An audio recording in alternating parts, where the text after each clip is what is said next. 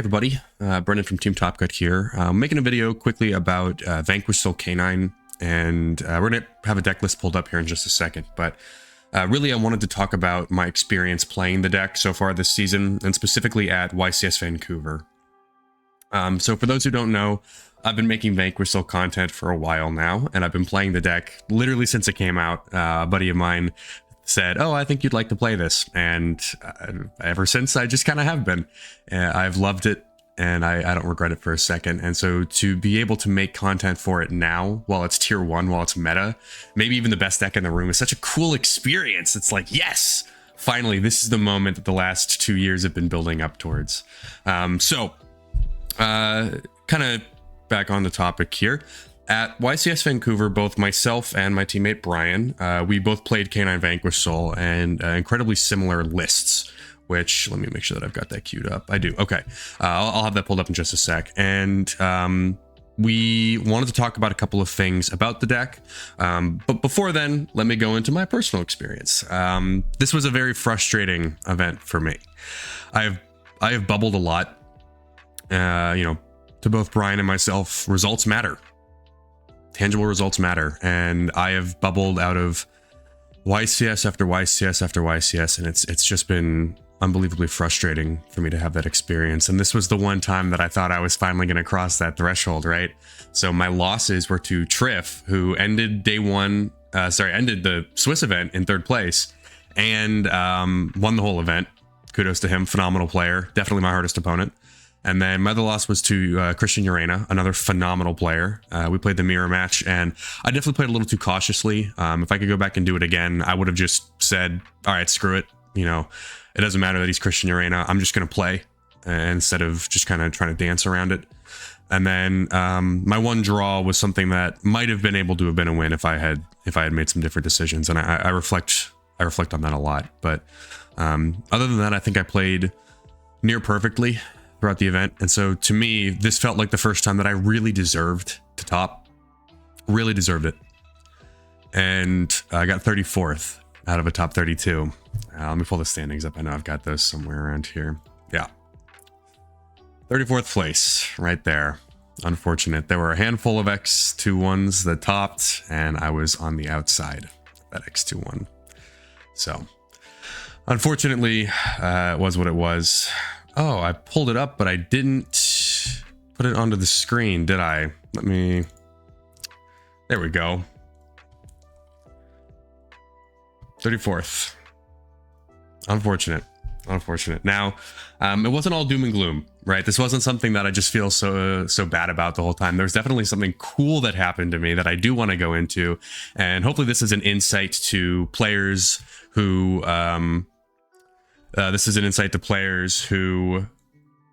really are just kind of getting into competitive Yu-Gi-Oh! For the first time, who are really excited for the opportunity to push that boundary and, kind of achieve their dreams of playing Yu-Gi-Oh!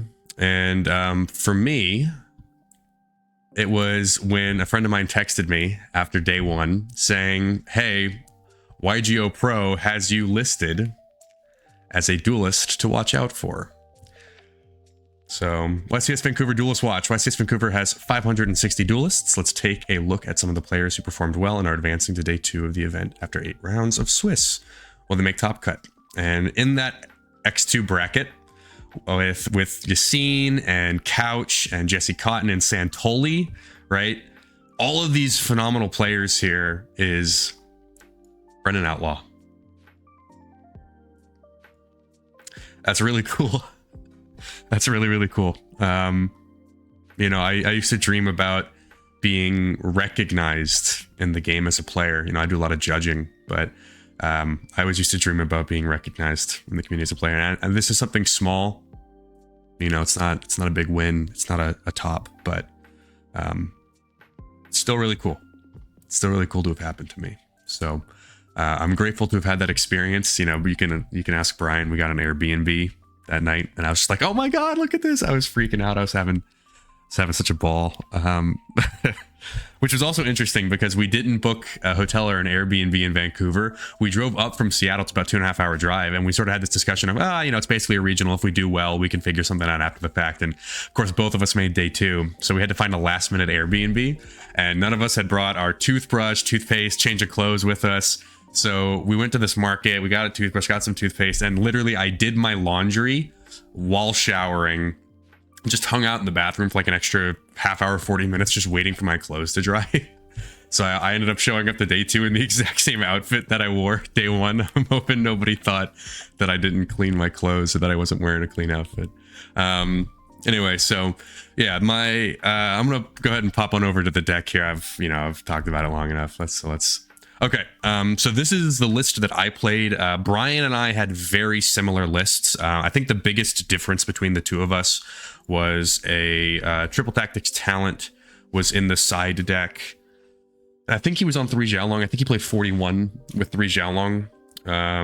I chose to refine it just a little bit more. I'm very on the side of this deck kind of follows rules rather than like traditional deck building optimization.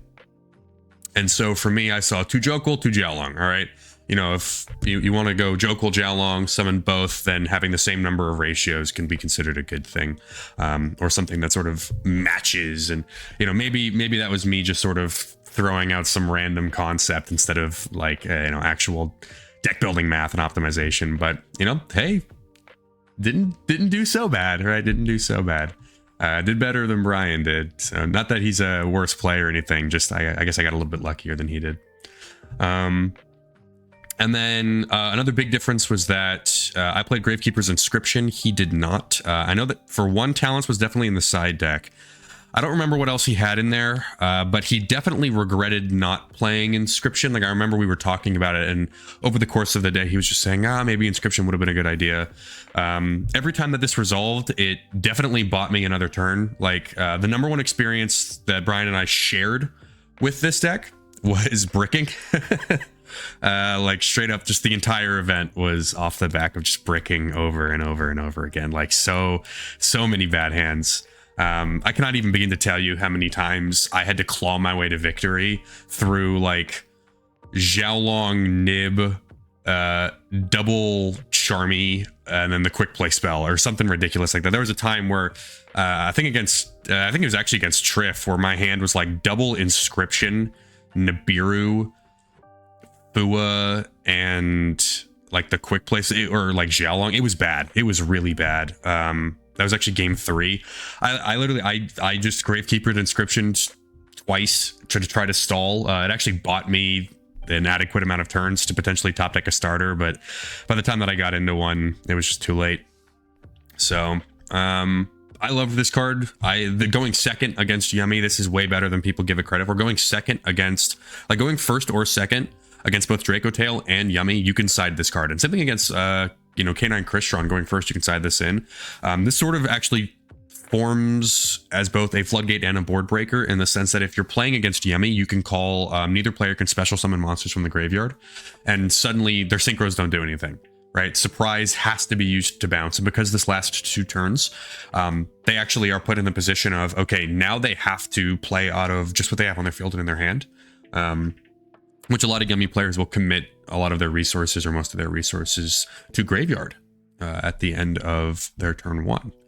Additionally, against Draco Tail going second, you can call neither player can activate card effects in the graveyard. And this is a really big deal, because what this does is it puts them on exactly Altharion and their traps, which not very good, if we're being honest. Like, that is really minimal. Really, really, really minimal. Like, they don't get to set follow-up, like set spells for their turn 3, or I guess their turn 2, turn 3 of the duel.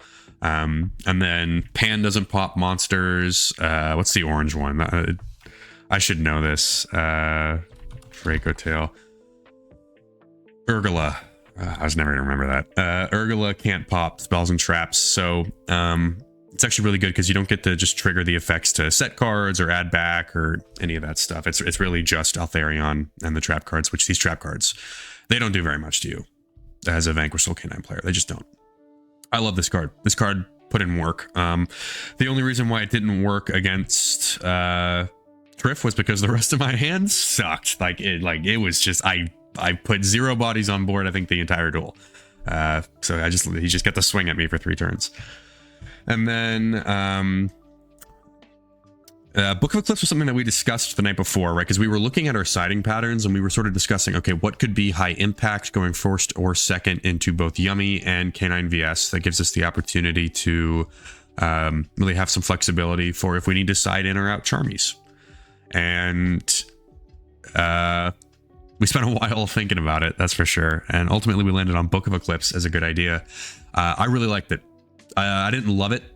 I think if I was going to make changes to this side deck off the top of my head, it would probably be the Book of Eclipses, maybe even the Tikaboo, which I know sounds like heresy, but nah, you kind of gotta keep this. Like, you just kind of gotta. But Book of Eclipse is probably the first thing that I would take out. Maybe Inscription. While these cards are really good, these are definitely the most flexible of the bunch. Honestly, Lancia, I might even take out the Lancia. I played against 0 Malice. Now, again, that might just be me coping. But I know Brian played against 2 Malice players, so he was probably glad to have Lancia. But I don't know. Turn 0 gameplay plus Charmies plus Phantasme is all pretty good. And Nib, like, it's all pretty good in Malice. So, sorry, I have a little bit of a cold. I took some medicine, so hopefully my voice is not as bad as it was an hour ago. Anyway, kind of talking about the deck itself outside of just the list that we played is, yeah, it bricked a lot. It really did. Consistency seems to be a struggle with this deck, as it literally always has been. But what I will say is that I was able to do a lot more with a lot less. Like, somewhere between 1/3 to half of all games that I played at Vancouver, I played with a hand that I would look at and just sort of scratch my head and say, huh? I think one of my most notable wins was like, it was double Azuna, Holy Sue, Inscription, and something, and Judgment against no, I top decked the Judgment later. It was against Draco Tail. I looked at that hand, I'm like, wow, this is abysmal. This is just like, I'm gonna normal summon Azuna, send the Lupus, and like pray. I think what I ended up doing was actually just passing, and we got into this really bad back and forth. Like, he held Therion to bounce. Like, I ended up normal summoning Azuna later, on like a later turn, and special summoning the second Azuna, and Therion bounced them both, swung for 3k. But I lived, and then I top decked Judgment, and the game got weird, but ultimately it ended because he ended up normal summoning Malulu, and I Judgmented. And he was just like, yep, that's it. And he scooped. And I was like, wow, I cannot believe that I won this duel with that hand. This hand was abysmal. Like, actually, I would have, if I didn't lose game 1, I would have probably just scooped and gone to the next game. But we made it work. So I will say that you can do a lot with a little. And so sometimes when you look at a hand and it makes you feel uncomfortable, it's not the end of the world. Sometimes you'll be able to make it work. You know, looking at Charmies in your opening hand going first, there's times where I would see like double Charmies and then a starter. So like Nib, double Charmies, like a Rosin, and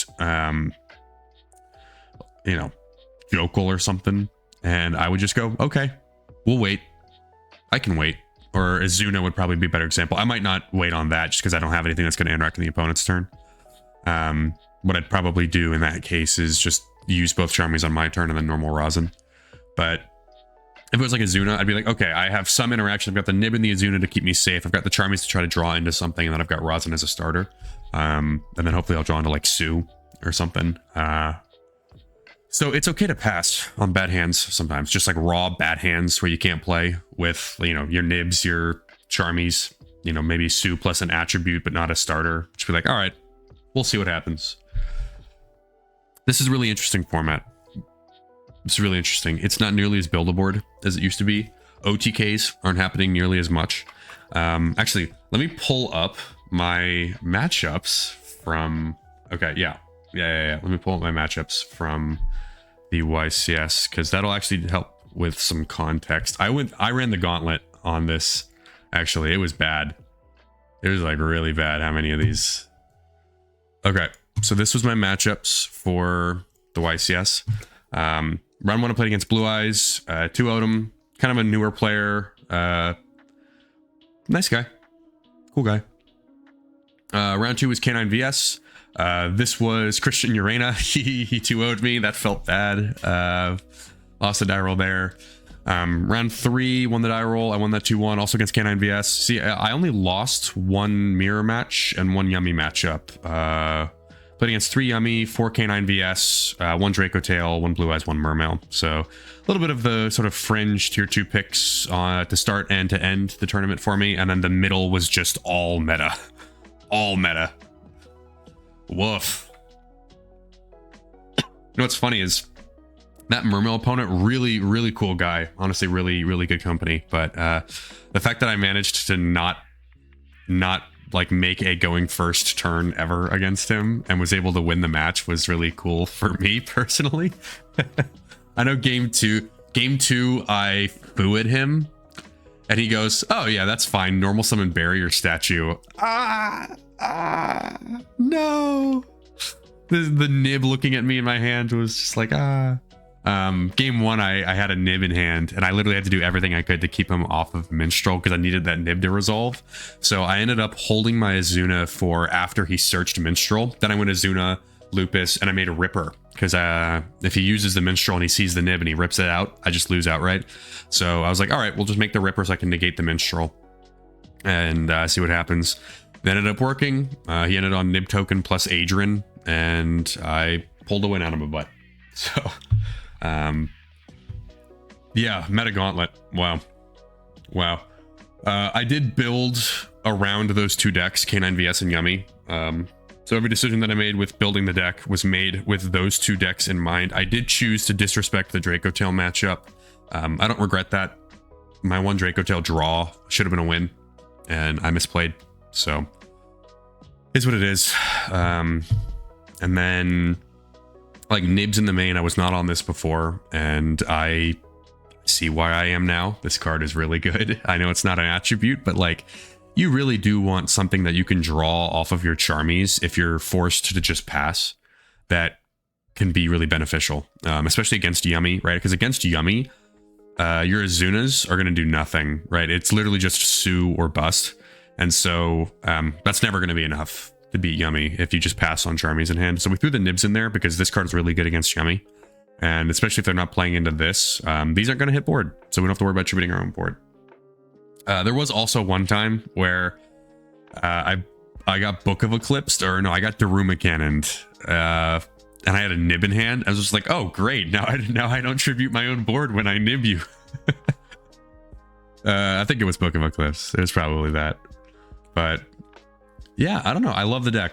I love the deck so much. Is it weird? And I want you guys to share your opinions in the comments section. Is it weird that the deck was more fun before K9 came out? It just feels less high skill now. Like, the K9 cards are really good, don't get me wrong, and they add their own skill expression and their own power to the deck. Like, there's definitely things about it that I love, but it just doesn't feel as high skill anymore, which, you know, is fine. You have to make it. You can't make a tier 1 deck revolve purely around skill, at least not easily, especially in formats where you've got 1-card combo decks like Yummy and Malice running around. So yeah, final thoughts. I think this extra deck was perfect. I have no regrets about any of it. I would, if I knew that I was playing against Yummy, I would Quinn Query, give them like Jokel, and so suddenly Obedient Schooled, Engage, Imperm, Evenly, Drones, all of that gets turned off. Lightning Storm, all of that gets turned off. So their board breakers didn't do anything, which was good. Actually, the Yummy players that I beat were Yummy players that were on the board breaker builds, and Triff was actually the only one playing monster hand traps, which typically would be worse into this build, but you know, because I built this to play against board breaker Yummy, and I built my side deck and my siding patterns around board breaker Yummy, it actually threw me off a little bit. I wasn't sure how to side properly. So well done Triff. There's a reason why you're a YCS champion. You're a phenomenal player. Yeah. I like it a lot. This is probably the list that I'm going to rock with for a while.